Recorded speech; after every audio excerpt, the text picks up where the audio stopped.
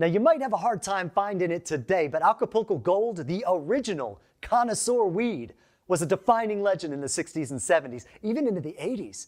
Its name was synonymous with primo weed for decades, and with such a universal upbringing, where did it go? Whatever happened to Acapulco Gold? Acapulco Gold came from a sativa landrace that originated in Mexico. It was a strain that settled in the Guerrero Mountains east of Acapulco. The combination of the higher altitude, the long tropical days, and the Pacific winds that came together to create one of the legendary strains of the cannabis world. It was a super strong one, clocking in around 20% in the 70s when everything else was close to 5%. It was in such high demand that by the time Cheech and Chong immortalized it in song, "No sticks, no seeds that you don't need, Acapulco Gold is badass weed," Columbia University in New York had its own dedicated smuggling route just for the green gold that wound its way through Austin, Texas, all the way to the Northeast. But by 1967, the summer of love, Acapulco was being passed around as the primo bud in San Francisco, and it became a cornerstone of the counterculture movement at the time. Now, Gary Tovar said the gold color came from the natural conditions the strain was grown in. The wind off the Pacific Ocean would actually burn off some of the chlorophyll in the leaf and affect its flavor. And he's the man to know in the story of Acapulco Gold. Gary Tovar was the main guy running it across the border and satisfying the U.S.'s thirst for high-grade marijuana. But he wasn't just a smuggler, he was also a big concert promoter. And as it turned out, it's Acapulco Gold that launched music into the 80s.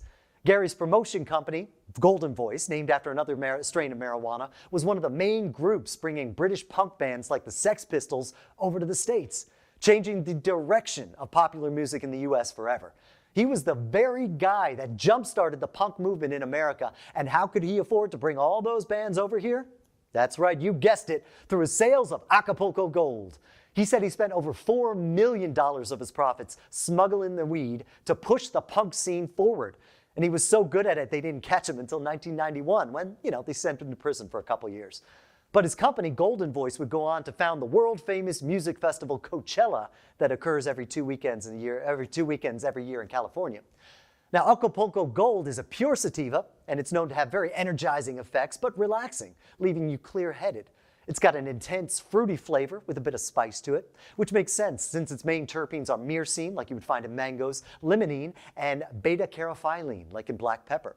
Now, because of how cannabis is grown today, not exposed to high-altitude Pacific winds, Acapulco Gold probably wouldn't have a golden color, even though purists say that's what gave it its flavor. And after decades of growing, different growers will have different strains of the original variations. But the original Acapulco Gold gave its genetics to the original skunk strains that started coming out around the 70s, considered the backbone of modern cannabis breeding, and some of the haze strains that came out at the time as well. So if you've ever smoked it or you've got a story about Acapulco Gold, let me know in the comments. I want to hear about it.